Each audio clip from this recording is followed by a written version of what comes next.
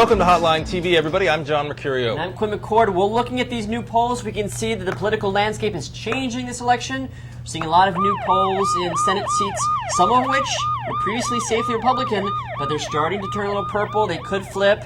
This is fueled speculation that the Democrats could wind up with this election with 60 seats in the Senate.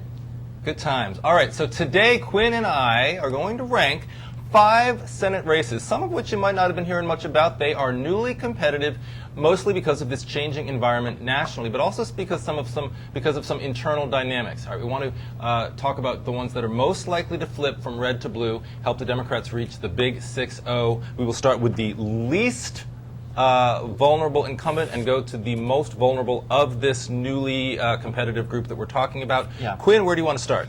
I want to start with Saxby Chambliss in Georgia.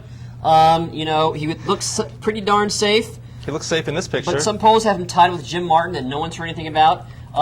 You know, it's competitive because African Americans have really been registering to vote in Georgia and make up a huge percent of the early voters that have already been cast in Georgia. Interesting. So this is definitely a competitive race, but I still think of the 5 races, it's the least competitive, only because Jim Martin has very little money, and the DSNC has done nothing so far. But they could over the next couple of weeks. They could. Interesting, Saxby Chambliss this week became the first Senate incumbent to run a television ad defending his vote on the bailout bill. My question, will the bailout bill become for Saxby Chambliss what the Department of Homeland Security bill was for Max Cleland in 2002? Those of you who know what I'm talking about are, you know, pretty smart. What's for? Moving right along. I am going to put right here, because I've never believed, I have great faith in Mitch McConnell to win races, even hard races.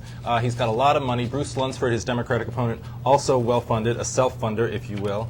Although not the most reliably consistent candidate, or the most consistently reliable candidate, Democratic challenger. So I think you still have to put Mitch McConnell, although newly vulnerable according to polls, in the number 4 spot. He's out with a new poll, I think, today, showing that he's up 9 points. Yeah, McConnell's poll shows he's up 9 points. I mean, it's worth remembering that in 2004, like this year, it's going to go Republican at the presidential level, but George Bush overperformed Jim Bunning by 9 points. So, well, but Mitch McConnell is not Jim Bunning. I agree with that. Let's agree. I agree with that. We can agree to agree on that. Number 3, this is going to be a shocker. I'm actually going to put Ted Stevens. Okay. Because the case against him it's not going well.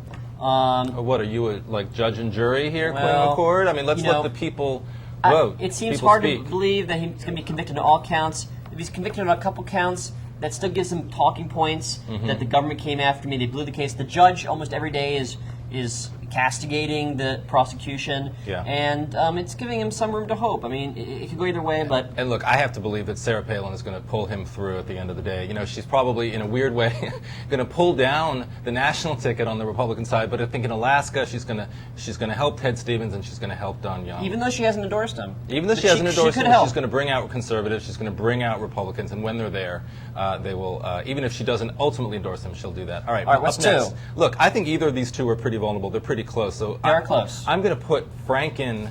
I'm going to put Elizabeth Dole as the second most vulnerable. Right. I think she and Norm Coleman in Minnesota are both probably up there in the top tier right now of potentially switching red to blue. But I have to believe at the end of the day, Elizabeth Dole pulls it out. She always has a tough race, or she did at least in 2002 against Erskine Bowles. Kay Hagan, I think, is a much stronger challenger. Doesn't have ties, to the Washington Clinton White House like Erskine Bowles did. But I think still very vulnerable. Yeah, she's in trouble. I mean, the DSNC has been pounding Elizabeth Dole with really good ads, I might say. I mean, you wouldn't think she's a first-term senator. I mean, they make her sound like she's been there 40 years and has cast all sorts of bad votes. Well, she has been in Washington. She's really, sort of a creature of Washington. They say she lives in the Watergate, which is our neighbor. There's nothing wrong with living in the Watergate. No, Let's just put it that way, because we like the Watergate very much. But she started running her own ads against Kay Hagan for herself. Maybe she'll turn around. We'll see. And then finally, number 1, Norm Coleman, people. Pretty vulnerable. The polls. And you can tell how vulnerable he is just by how he looks right here. The look in his eyes. Recent polls have not been kind to Norm Coleman. I mean, he's below 40 in all these polls.